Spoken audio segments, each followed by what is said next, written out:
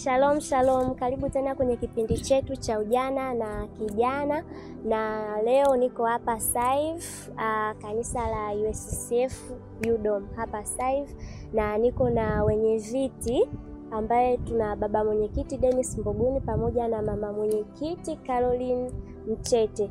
Karibuni sana, tuungana pamoja nasi kuanzia mwanzo hadi mwisho, lakini pia siko peke yangu, niko na usi mwenzangu Steven William. Karibuni sana wageni wetu. Jambo la kwanza nilipenda kutambua, tokea mmeanza uongozi, Mungu ameweka kwenye hii nafasi kwa sababu najua mlikuwepo na mnaendelea.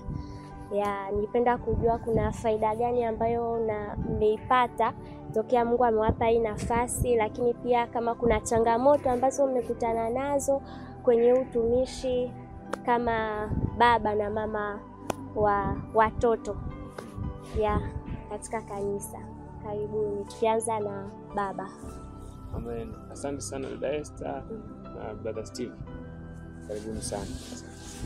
Sasa nikianza, ngoja niwe optimistic, nianze zaidi na faida ambazo tumezipata kwa kumtumikia Mungu ama kwa kutumika kwenye hizi nafasi ambazo Mungu alitupa kutumika. Jambo la kwanza naweza kusema ni kwamba tumepata nafasi ya kumtumikia Mungu. Hilo ndio jambo la msingi kabisa, na mimi ni furaha yangu sana kumtumikia Mungu. Yaani ninapata furaha nikiwa namtumikia Mungu. Kwa hiyo ninapopata nafasi kama hivi ya kumtumikia Mungu ni furaha yangu. Kwa hiyo ni faida kwamba unapata nafasi unakuwa unamtumikia Mungu wako. Lakini pia faida ya pili ambayo tumeipata kwa kumtumikia Mungu kwenye nafasi hizi ni kwamba Mungu ametupa nafasi ya kujifunza ama kuishi na watu. Yaani kujifunza ama kuishi na watu. Tutazungumzia kwa namna mbili. Namna ya kwanza, kujifunza namna ya kuishi na watu. Kitu cha kwanza, namna gani unaweza ukahandle watu. Hiyo ni mojawapo ya study za maisha ambazo kiongozi yoyote ama tu mwanadamu yoyote anapaswa kuwa nazo. Namna bora ya kuweza kuishi na watu. Kwa hiyo nimepata nafasi hiyo kujifunza kwa ukubwa, kwa sababu unapokuwa kiongozi unapata nafasi ya kudili na watu mbalimbali. Unapata nafasi ya kudili na watu. Kwa hiyo ile inakujengea sana uwezo wa kuishi na kuweza kuhandle watu wa aina mbalimbali. Lakini pia namna ya pili, nitazia pia kwa namna pia ya kufahamiana na watu pia, kufahamiana na watu. Kwa Mungu amenipa nafasi, kwenye nafasi ya uongozi nimeweza kukutana na watu wengi ambao kama nisingekuwa kiongozi basi nisingeweza kukutana na hao watu, na huenda pia ni watu ambao wana impact sana kwenye maisha yangu, wananipa kujifunza na wana vitu ambavyo vinaweza pia vikanivusha kwenye maisha yangu na kunitoa hatua moja kwenda hatua nyingine. Kwa hiyo unapata nafasi ya kukutana na watu, maybe vitivo vingine, watumishi wa Mungu wa kama labda Tiba hivi, Son PH and so MD. Lakini pia unapata nafasi unakutana na watu hata wa vyuo vingine, unapata nafasi ya kusocialize na kuzidi kujenga ule umoja. Hiyo pia ni kwa namna ya pili ambayo, na kama tunavyojua kwenye uongozi sana sana you learn by doing. Kwenye leadership unajifunza kwa kufanya.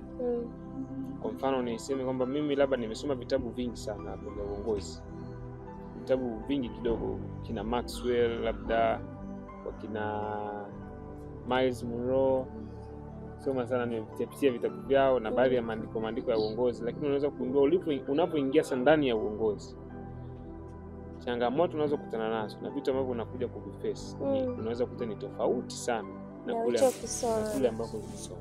Kwa hiyo you learn more by doing, unajifunza zaidi kwa kufanya. Kwa unaweza kumshukuru Mungu hivyo kwamba tufundisha kwenye habari ya watu, lakini pia kwenye hiyo habari ya kuwa na nafasi ya kumtumikia Mungu. Ni furaha sana kupata nafasi ya kumtumikia Mungu. Sasa nadhani nisiendelee sana, pia anaweza pia kuzungumza zaidi mama kwenye changamoto na mafanikio mengine, pia mafaida zingine. Karibu mama. Asante sana. Nashukuru mno kwa ajili ya nafasi hii. Kwanza ninamshukuru sana Mungu kwa nafasi ambayo ametupa ya kumtumikia tena kwa misimu miwili kwa mfululizo.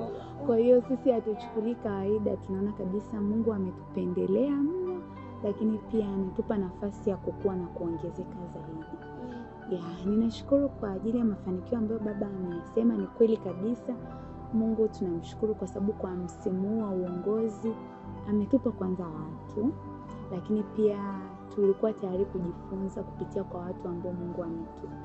Kwa hiyo tumejifunza vitu vingi kupitia kwa watu wa kanisa la USF Saiv, lakini sio hapa tu, na watu wa nje, vitivo vingine, vyuo vingine pia na vitu kama hivyo. Lakini pia kwa msimu wa uongozi ambao tumekuwa nao, tunamshukuru Mungu, kiwango chetu cha maarifa kimeongezeka. Imekuwa ni platform nzuri sana ya kutusaidia kujifunza zaidi, kuongezeka kwenye mambo tofauti tofauti. Unajua wakati mwingine unapotoka huko unatoka kabisa hadi na moto wa shule. Ndio ukatoka hata na nguvu ya kukusaidia kuongezeka kwenye vitu vya career na mambo mengine ya kwenye issue za uongozi, experience za maisha na vitu vingine. Kwa hiyo imekuwa ni platform ambayo imechangia na sisi pia kuwa na shauku ya kujifunza zaidi. Kwa hiyo tumejifunza vitu vingi sana, na tunaamini hatujawa kama vile tulivyokuwa, tumeongezeka na mambo kama hayo. Na nafikiri tu kwa upande wa changamoto, sio changamoto kubwa sana, lakini nafikiri imetusaidia pia. Unapoingia kwenye uongozi, moja kati ya mambo ambayo unakutana nayo, unakuwa na team ambayo unafanya nayo kazi, ambao wanaunda sasa baraza, hizi kamati tofauti ambazo tunakuwa nazo. Kwa hiyo wakati mwingine mnapokuwa kwenye mfumo wa uongozi, mnaweza mkawa mna mitazamo tofauti vile ambavyo mnatazama mambo. Kwa hiyo kama wote msipokuwa tayari kujifunza na kukaa kwenye kuona mambo kwa mtazamo ambao mnatamani kutembea nao, inakuwa ni changamoto. Kwa hiyo imekuwa ni changamoto kwa sehemu, lakini baada ya kujifunza kuona tunaweza tukaenda vipi, basi imekuwa ni rahisi, na tunamshukuru Mungu tumeendea vizuri. Nashukuru sana. Mama Tia, hapo umesema kwenye changamoto kuna ile kutofautiana mtazamo. Kwenye Biblia kipindi Yesu Kristo kwenye kitabu cha Yohana pale alisema kwamba sio mimi niliowachagua nyinyi 12 na mmoja wenu ni Shetani, akimzungumzia Yuda Iskariote atakayekuja kumsaliti. Kosa nikitaka kujua kwenye hizo changamoto, je, kuna kipindi ambapo ilikubidi kwamba ufanye maamuzi, mimi kama kiongozi, kwa moyo wako nakataa, lakini kwa sababu ni kiongozi kama vile Yesu Kristo kwamba inabidi nife msalabani, inabidi na Yuda awepo. Je, katika hizo situation kwa mimi ni kiongozi, nafanya maamuzi kwa sababu ni kiongozi, lakini moyo wangu haupo. Je, ulijifunza nini, au uliona kwamba kuna umuhimu wa kufanya hivyo, au jambo hilo lisifanyike kabisa? Okay, ninashukuru kwa jinsi ulivyoelezea. Ninafikiri kwa msimu wetu ilikuwepo, lakini nafikiri haijakuwa na changamoto sana. Na wakati mwingine nafikiri viongozi ambao Mungu alitupa walikuwa ni wepesi sana, ukiwapa direction. Hata kama kuna mtu alikuwa anaona kwa namna hiyo kiambia tunatakiwa kwenda kwa namna hii na tukafanya maamuzi, inakuwa ni rahisi sana. Kwa hiyo hatujapata shida kubwa sana kwenye hilo. Lakini naweza nikaongezea kwa mama. Kulikuwa na swali ambalo muuliza brother Steven. Ni kwamba actually unapokuwa kiongozi, kuna muda itabidi usacrifice kile unachohisi. Usacrifice ego, usacrifice pride, usacrifice your feelings. Na unajikuta unafanya maamuzi ambayo pengine usingependa yawe hivyo, lakini kwa hali iliyopo inabidi uyafanye hivyo. Huenda ukao unahisi kabisa kwamba hapa kwa hili kosa mtu alilofanya, huenda sheria ama nini inasema natakiwa apewe adhabu fulani, na huenda hata mwenyewe naweza nikawa nahisi, lakini kuna muda inafika sasa unakaa unatafakari, unaangalia na ubinadamu, unaangalia unatafakari huyu mtu kwa nini alifanya hichi kitu, unaangalia behind the scene, pengine naye ana changamoto zingine za kielimu na nini hivyo. Kwa hivyo unajikuta unafanya maamuzi kweli, lakini sio sawa na hisia ambazo unazo, ama sio sawa na your ego. Ukiwa ni aina ya kiongozi ambaye unafanya hisia kwa ego ama kwa unafanya maamuzi kwa ego ama kwa hisia, ndio pale utajikuta unatawanya kundi mara nyingi. Lakini ili kundi likae, kwa sababu wale watu ni watu wana mtazamo tofauti, na uenda ule mtazamo wao ni tofauti na wewe kabisa, na yeye anaona kabisa yupo sahihi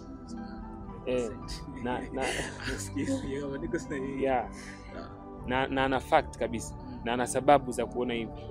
Kwa hivyo ukitaka uimpose kwa ego kwamba hichi kitu kifanyike hivi kwa ego yako ambayo unayo wewe, hapo na utajikuta wale watu umeumiza mioyo na tayari umeshasambaratisha, na utafanya wasifanye kazi yao kwa relax.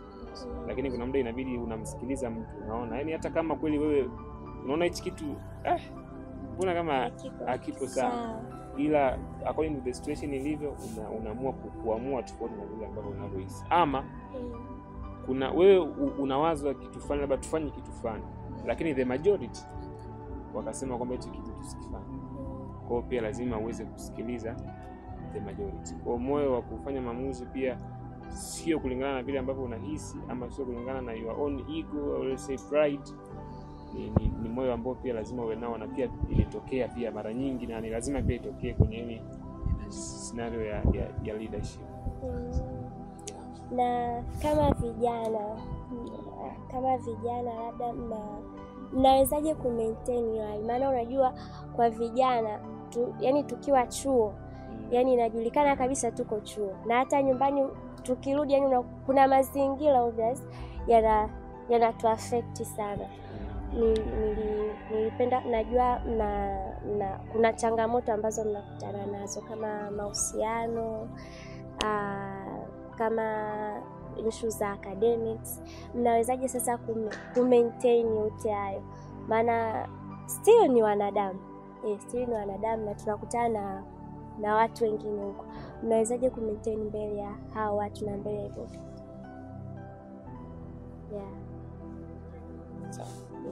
Ni swali vizuri, niweze kuelewa. Nasema kwa maisha ya kawaida, yani kwa maana fupi maisha ya kawaida ya chuo, mnawezaje ku maintain na mkiwa watumishi your personal life? Okay, sawa. Tazungumza basi kwa uchache alafu kiongozi. Kuna picha watu ambayo wanayo ya kiongozi, yani hawatamani wakati mwingine aishi maisha kama ya kwao. Yani labda kwenye maybe kiongozi hapa umepata supplementary watu wakati huo uko naye wewe kwenye ila sikia kabisa, alafu na yeye wakati ndio yani kuna ile watu wanatamani sana usiishi maisha kama ya kwao. Kwa hiyo wanakuwa wanaangalia vitu hata vidogo the way unavyokula, the way unavyovaa, labda ukienda darasani, unavyojibu maswali, labda walimu wakiuliza maswali unaouliza darasani. Kwa unakuta people wanazingatia sana, watu wanakuwa wanazingatia sana hivyo vitu. Sasa unawezaje ku maintain na ukiwa bado ni kiongozi? Kuna kitu kwenye uongozi kinaitwa character. Character ni kitu ambacho ni cha muhimu sana. Unatakiwa kiongozi uwe tu wewe halisi, na kuna vitu inabidi uamue sacrifice kwa ajili ya nafasi ambayo kwa kuna sehemu sasa inawezekana ni za kawaida, lakini upasi kwenda. Kwa mfano mimi sio shabiki wa mpira naweza kusema, lakini kama kiongozi labda ni shabiki wa mpira, sasa sio tukukute na wewe kule unapiga makelele kwenye nini mzani ndako naona tu yani nadhani hata mama unaweza kuona hiyo yes, kweli haipo sawa. Kwa kuna vitu inabidi una sacrifice, lakini pia unajitahidi ku build your character. Yani kwamba mtu akikuona darasani, akikuona kanisani, akikuona mtaani, akikuona sijui nyumbani, ni yule ule. Kama ni mimi Dennis, ni yule Dennis. Ni Esther William, ni the same Esther William. Nikiongea naye kwenye simu Esther William namjua au ananijua au hanijui au hajanitambua, ni yule ule Esther William ambaye nikiona naye hivi yani Kuna siku moja nilifurahi sana kitu kimoja, alikuwa anazungumza Rais wa Marekani Barack Obama. Walimuuliza experience ambayo alikuwa nayo, kuna mama fulani alikutana naye, akasema alifurahi sana kukutana na yule mama kwa sababu alikutana na mtu ambaye alitegemea kukutana naye. Yani sijui ile yani kukutana na mtu ambaye umetegemea kukutana naye. Yani the picture ambayo ninayo nje ya Caroline Mcheti, nikija nikikutana naye nakutana na mtu ambaye the same ambaye nime expect kukutana naye. Okay, this is Caroline Mcheti. Yeah, vile vile alivyo, character yake ilivyo, the way anavyoongea hivyo, maneno anao, structure ya maneno yake ambayo anatoa ilikuwa ni kwa character. Ni kitu cha msingi sana katika hizo changamoto zote. Kuna elimu, kuna nini, lakini hakikisha unakuwa mtu yule yule. Hapa nimemzungumzia kwenye eneo la tabia. Sasa tukija kwenye ku maintain hapo baba, kabla hujamaa kwenye character, ndio naomba nikueleze kitu kimoja, kwamba sisi ni vijana na chuo kina demand kuharibu character zetu, si ndio? Asilimia kubwa hatuwezi kulikataa hilo, kwamba sasa hivi demo na tuseme mob iliyopo chuoni ni kuharibu character za vijana. Hasa wewe kwa upande wako, ni strategy gani ambazo ulikuwa umeziweka kwamba sasa nitafanya hiki ambacho ungependa pia kumshauri mtu kwamba ukifanya hivi maybe unaweza kupata ukaendelea kubuild your character na status yako ikiendelea kubaki vizuri? Asante sana kwa Steve. Kitu cha kwanza cha msingi sana ambacho mimi kama mimi binafsi nilikuwa nikifanya ni kuishi kwenye msingi mkubwa wa neno la Mungu. Hichi kitu kwa dunia inasema hivi, je, neno la Mungu linasemaje? Ni kweli dunia inasema kula ujana. Je, neno la Mungu ndio linavyosema? Neno la Mungu linasemaje? Kumbuke Muumba wako siku za ujana wako. Kabla hajaja siku sijui za zilizo mbaya zitakazosema sina furaha katika hili. Kwa hiyo hicho cha kwanza, strong foundation ya neno la Mungu. Kwa hiyo kutafakari neno kila wakati, kuwa na muda private wa kutafakari neno. Pale ndo unazidi kujenga msingi wa neno la Mungu na utazidi kukulinda karakta yako. Neno la Mungu linatulinda. Lakini pia jambo la pili ni kuomba. Haya ni mambo ambayo sasa ni spiritual. Kusoma neno la Mungu pamoja na maombi yani kwa bidii, kuomba kwa bidii. Kwa hiyo kuna wakati mwingine inanibidi hata ninakesha usiku kwa ajili ya maombi. Labda unakuwa na mfungo wa muda mrefu kufanya maombi kwa ajili tu ya yani ile inakusaidia kujenga nafsi yako, lakini pia na kupeleka shida zako mbele za Mungu. Na tunajua kitu kitakachoharibu karakta yako ni nafsi yako. Kisha ikiwa corrupted, ndio character pia itakuwa corrupted. Lakini pia jambo la tatu, discipline. Maana yake kufanya kitu sahihi hata kama hujisikii kufanya. Discipline msingi sana. Hakikisha unawepo sehemu sahihi kwa wakati sahihi na unafanya jambo sahihi kwa wakati sahihi na mahali sahihi.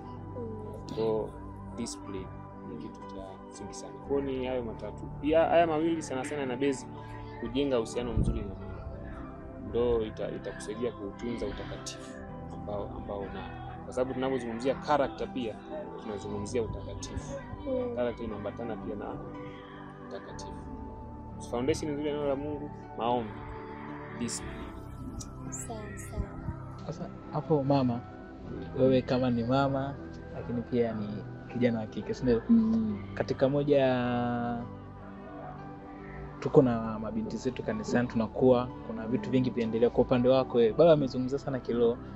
Kwa upande wako wewe, unaweza kunipa physical strategies ambazo binti wa kike anaweza kazi implement akiwa chuoni, akahakikisha kwamba mwisho siku anabaki na ile shauku ya kumtumikia Mungu na baki na ile Prophet Betenja asemaga the vibrance. Anakuwa vibrant katika utumishi.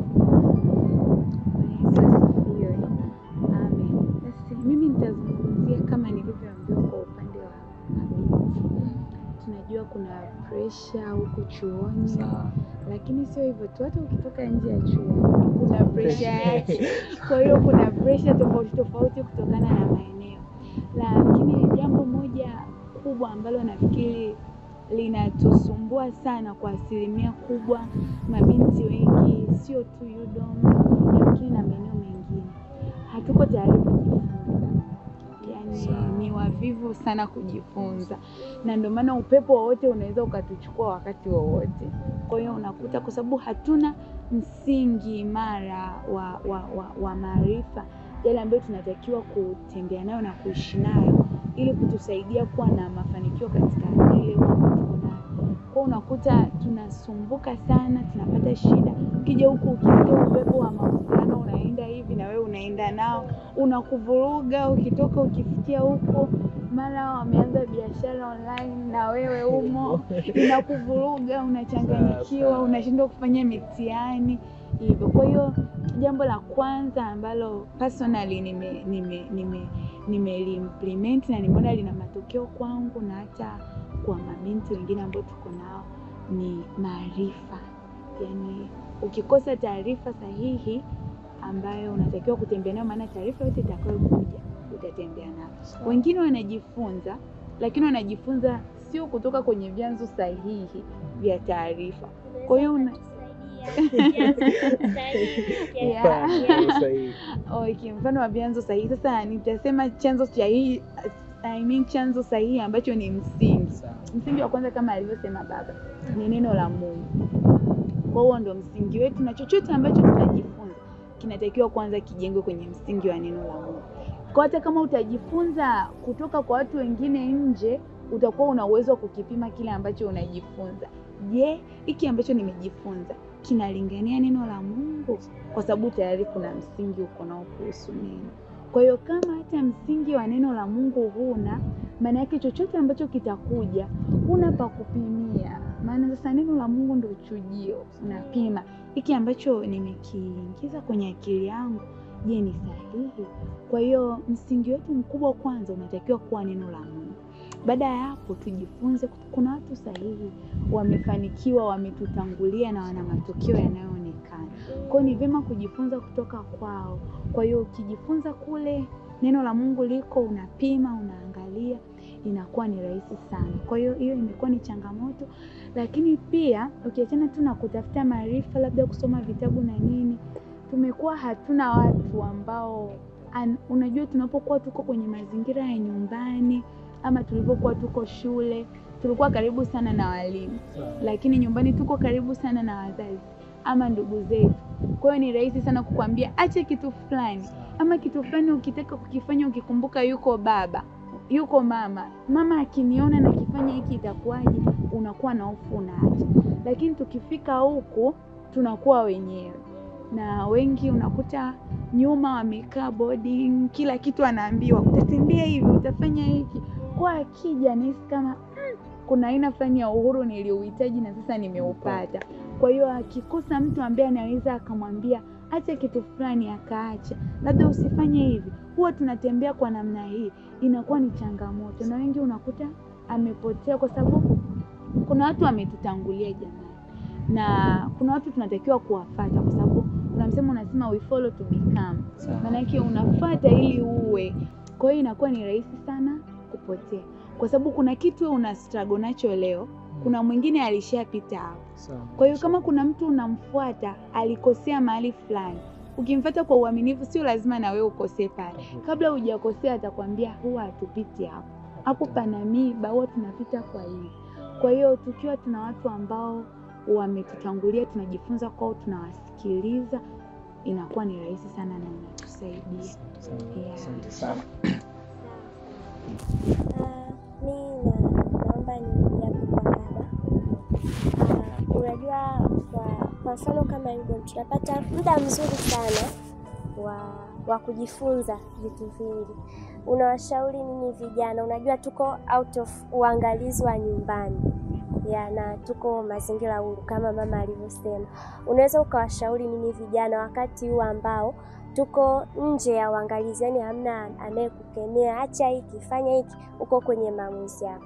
Unawashauri nini au vijana wautumie vipi huu wakati, au mambo gani wanaweza kuyafanya ambao na wewe anakusaidia? Maana tukitoka hapa ni kwenye jamii moja kwa moja, yani mzazi hata kuwa na nguvu ya kutuangalia sana tena kama zamani. Wala umesema vizuri, umesema chuoni ni mahali ambapo tunakuwa peke yetu. Lakini pia ni mahali ambapo tunakuwa na muda mwingi sana. Ukipiga calculate muda ambao tunatumia darasani na kusoma na muda ambao unakuwa free, unaweza kukuta pengine muda ambao tuko free mwingi zaidi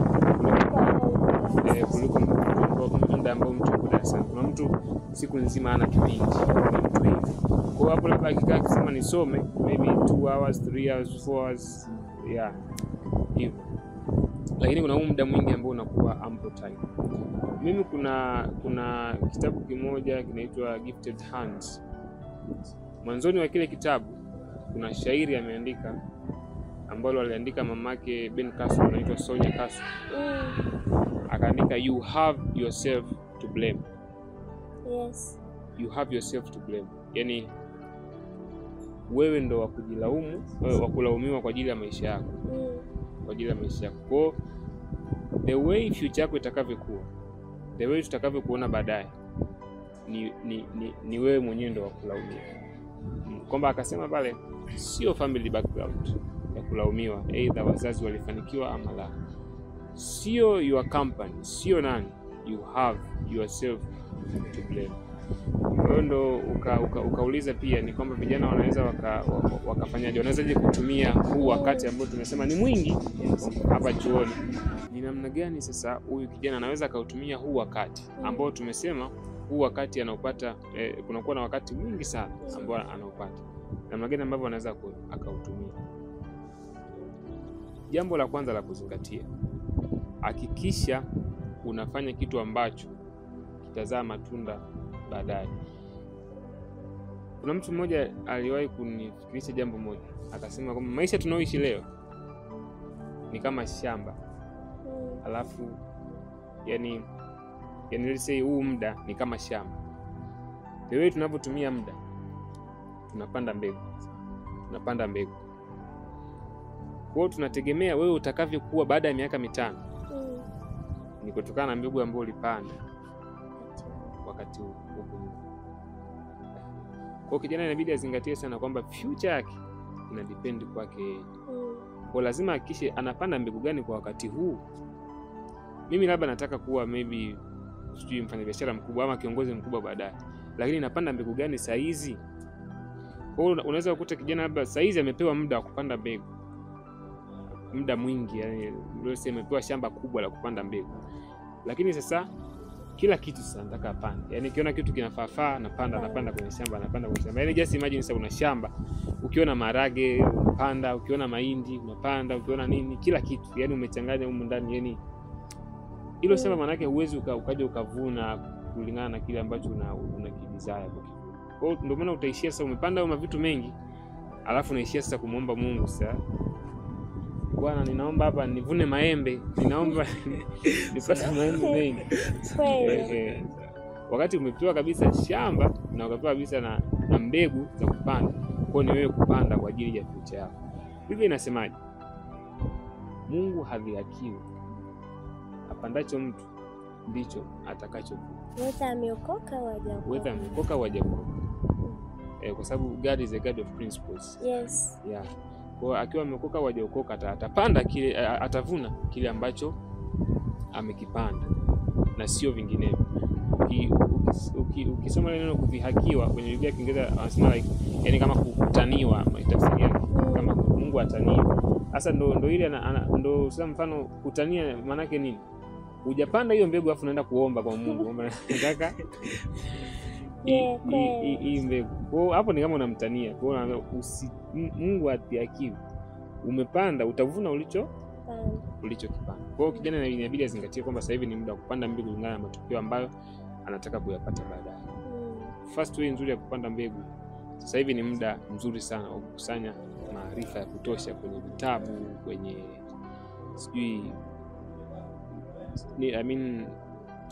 preachings, let's say au labda tuseme speech, sermons hizi na nini, sermons, speech za watu mbalimbali, kwa sababu wewe ndio unajijenga nani unataka uwe, na kila ambacho unakisikiliza ujue kwamba kinaingia kwenye ufahamu wako na kinakuwa ni mbegu kwa ajili ya kutransform maisha yako, ya kutransform moyo wako. Kwa kisha kwanza, kama mama alisema pia, chukua taarifa sahihi, tumia muda wako mwingi kujifunza, kukusanya maarifa. Alisema Ben Carson kwamba ubongo wa mwanadamu, sijui alisema una neurons ngapi, watu wa tiba mnaweza mtao. Yes. Ni millions, I don't think billions. Ni nyingi sana. Sasa anasema kwamba mtu ana uwezo wa kujifunza vitu vingi sana per day na bado ubongo usichoke. Anaweza kujifunza vitu vingi sana. Kwa hiyo kijana inabidi ajifunze, pata maarifa kulingana na kule ambako anataka kufika.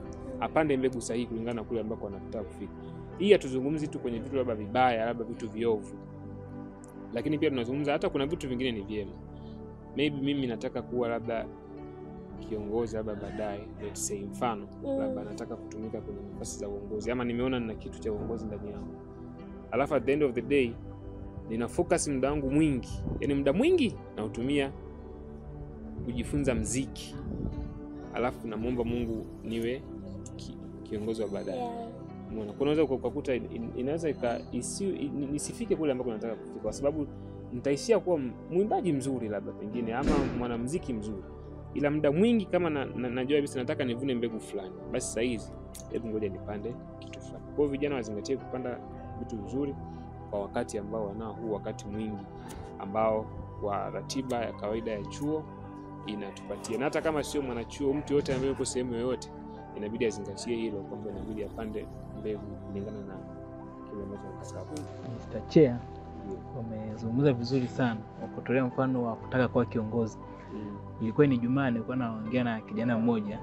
Tukasema kwamba kwa sasa hivi dunia iliyopo ni ndo tukiangalia vitu vingi utasema sasa bila connection autoboy.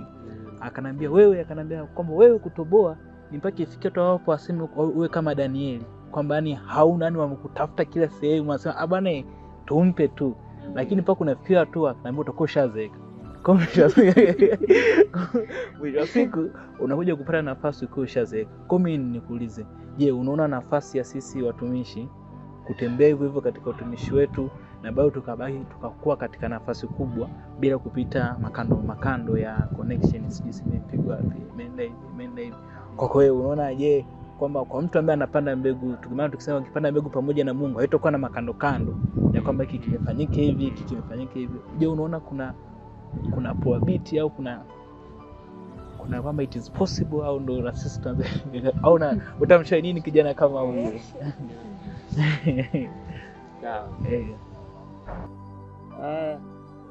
Sasa ndio maana kuna kitu mwanzo nikasema kwamba wakati tunazungumza hapo nikasema kwamba ni kwa dunia kuna vitu inasema, lakini je, neno la Mungu linasemaje? Nini msingi wa neno la Mungu kwenye hicho kitu? Dunia inasema tuwe na connection. Kila mtu ukijiuliza, Daudi alipokuwa mfalme alikuwa na connection. Sauli alikuwa na connection.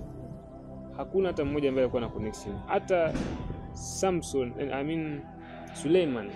Suleiman alizaliwa na mke wa Uria, yani maana yake mke ambaye alichukuliwa kinyume na sheria, yani alichukuliwa yani kwa namna ambayo ilikuwa sio. Pengine tungetegemea wale watoto wa wake wa kwanza wangekuwa wafalme hivi. Haya, tuje mfano Yesu. Yesu ametumwa kuja kwa ajili ya mission ya kiroho.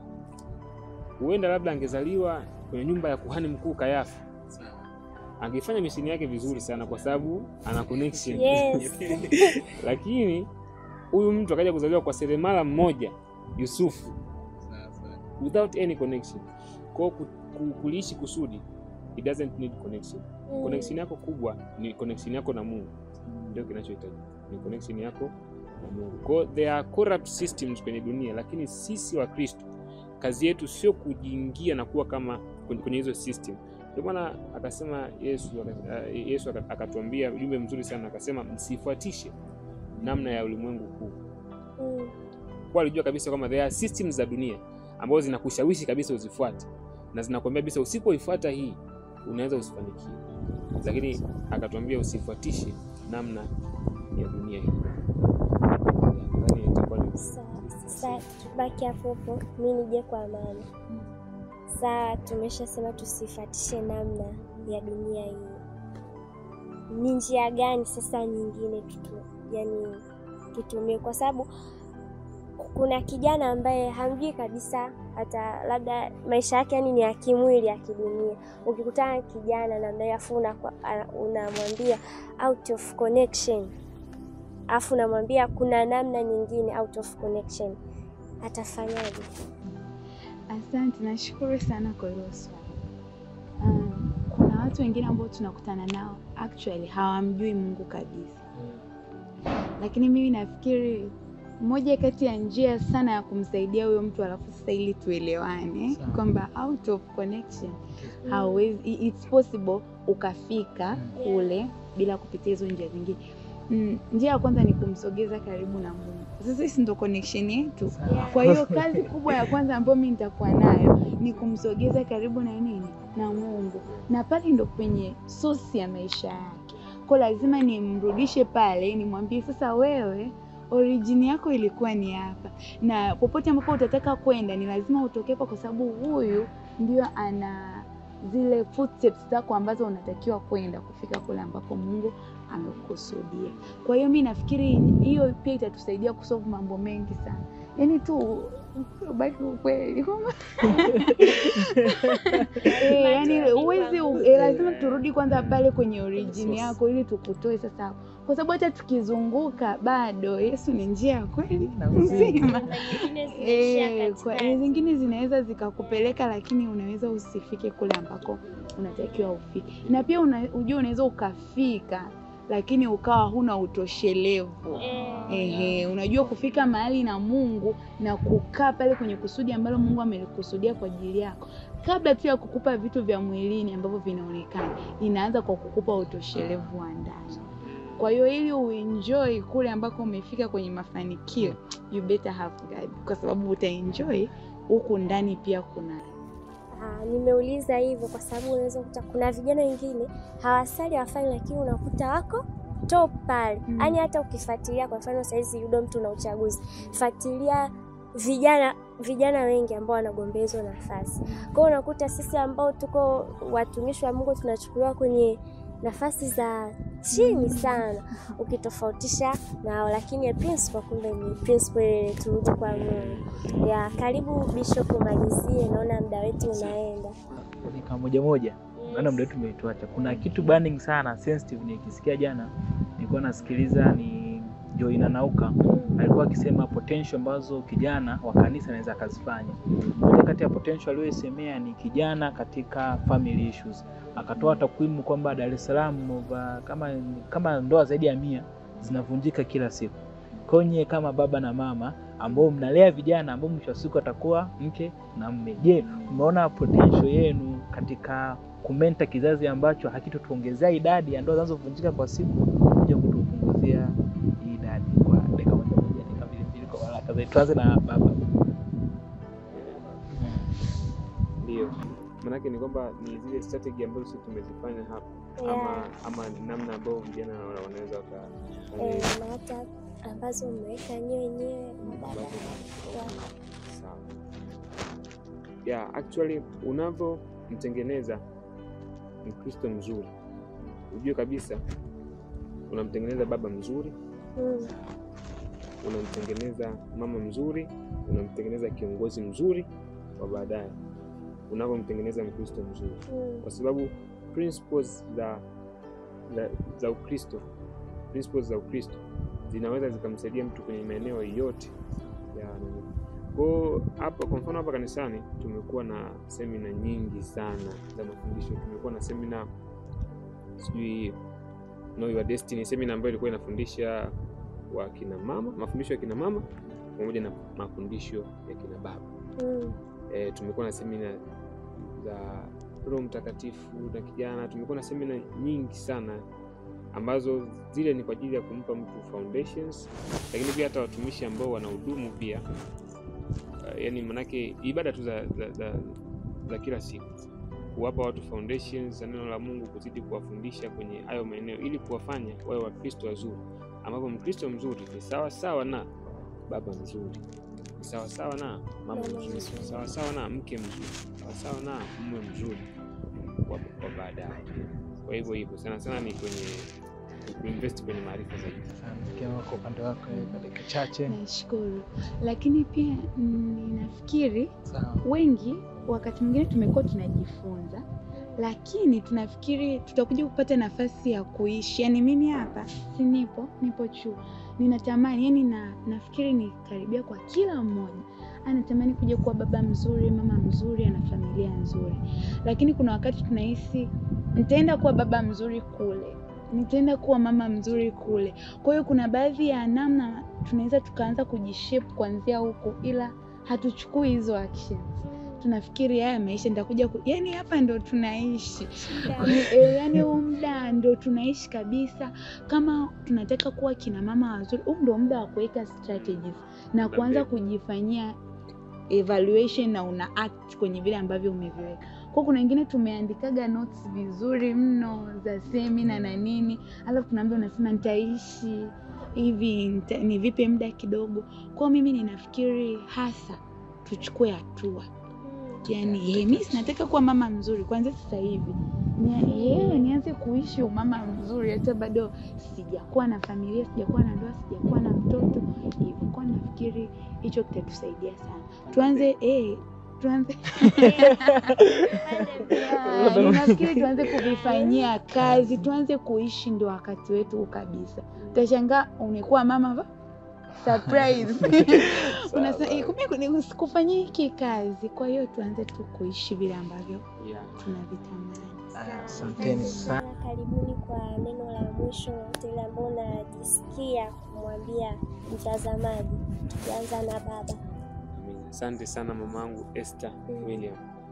Binafsi nimefurahi sana kuzungumza na ninyi leo. Esther William pamoja na Dr. Steven William. Nimefurahi sana.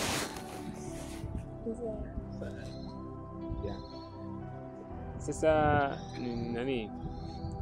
nije kwenye mama, neno ambalo natamani kuambia vijana. Kama tu kuambia vijana ama watu wote ambao wanapata nafasi ya kusikiliza hii jambo moja, kwamba watu utafsiri mafanikio kwa namna nyingi. Lakini mimi nitaomba tu nikupe tafsiri moja ya mafanikio ambayo itakusaidia na itakupa satisfaction kwenye maisha. Satisfaction tutatafsirije kwa Kiswahili? Utoshelevu. Itakupa utoshelevu na kuridhika kwenye maisha. Mafanikio ulitimiza kusudi ambalo Mungu amekuita kulifanya. Simple like that. Kwa sababu kuna watu wengi walikuwa na mafanikio makubwa, fedha nyingi, hawana furaha. Kuna mtu mmoja wanamuita Howard Hughes. Nakumbuka Howard Hughes alikuwa ni one of the most successful people kwenye karne ya 20, miaka 1900. Wakati huo alikuwa amesoma, ni engineer, alikuwa na fedha nyingi, alikuwa ni mwigizaji, alikuwa ni billionaire at that time. Lakini alifariki, na alipofariki akiwa kijana bado, walikuta sindano akiwa amejidunga, yani sindano ambazo amejidunga vilikuwa vimekatika vipande kwenye mwili wake. Kwa unaweza kuona alikuwa na mafanikio, alikuwa na umaarufu, lakini alikuwa hajaliishi kusudi ambalo Mungu amempa. Kwa ishi kusudi, ndipo utaweza kuridhika na kutulia kwenye maisha na utapata furaha ya kudumu kwenye maisha yako. Karibu mama. Nashukuru sana. Kwanza nichukue nafasi hii kuwashukuru. Nimefurahi sana Barista pamoja na kaka Steve. Umekuwa ni wakati mzuri sana kwetu na tuchukulie kawaida kwa kweli. Kwa hiyo ninafikiri kabla hatujamaliza kabisa tu niseme neno moja. Biblia inasema kwamba ni nani ambaye akitaka kujenga mnara asiyeketi chini na kuhesabu gharama kama anavyo vya kumsaidia mpaka kuumaliza ule mnara. Kwa hiyo wakati mwingine tumekuwa tunatamani kufikia mahali fulani, tuna maono makubwa, tuna ndoto kubwa sana. Kuna mahali kweli tunatamani kufika, lakini kukaa chini kuhesabu gharama imekuwa ni changamoto. Na wakati mwingine hata tukihesabu hatuko tayari kulipa. Kwa hiyo unakuta kuna vitu kabisa ndoto ninaiona, lakini kwa sababu ya kutokujua ninatakiwa kulipa gharama gani na kutokuwa tayari kulipa, inakuwa ni changamoto sana kufika kule. Na ndio maana hata tukiangalia habari ya Esau, Biblia inasema alipokuja kuitafuta ile nafasi hata kwa machozi hakuipata tena.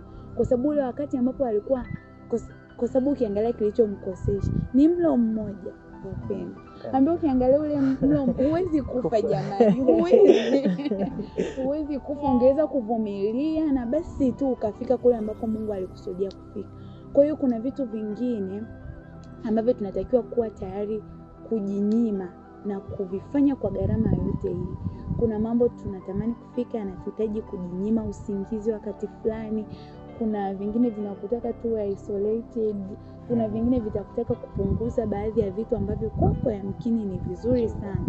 Kwa hiyo tuwe tayari na tujue. Ukijua kule ambako unataka kwenda na ukawa tayari kulipa gharama, utafika tu vizuri, na wakati mwingine hutahitaji kulia machozi mengi ili uipate ile nafasi kwa sababu ulishajiandaa. Kwa hiyo Mungu atusaidie tuwe tayari kulipa gharama kwa vyovyote vile tunavyoweza. Tutafika kwenye zile destiny Mungu alizokusudia. Asanteni sana. Tunashukuru kwa nafasi mliotupa. Kwa kweli umekuwa ni wakati mzuri hadi desire nirudi tena mahali hapa. Mtazamaji, na tumaini umejifunza vitu vingi sana. Kama kuna session ulimisi za nyuma, basi tunapatikana kwa YouTube channel yetu ya USCF Tiba, lakini pia kwa session hii ya leo unaweza ukatupata pia kwa account yetu hiyo ya USCF Tiba pamoja na USCF Saiv. Usikose tena session ijayo. Ulikuwa pamoja na mimi Esther William pamoja na mwenzangu Steven William na wageni wetu Baba Dennis pamoja na Mama Caroline. Karibu tena, na nipende kukuaga wote tuseme bye bye. Bye bye.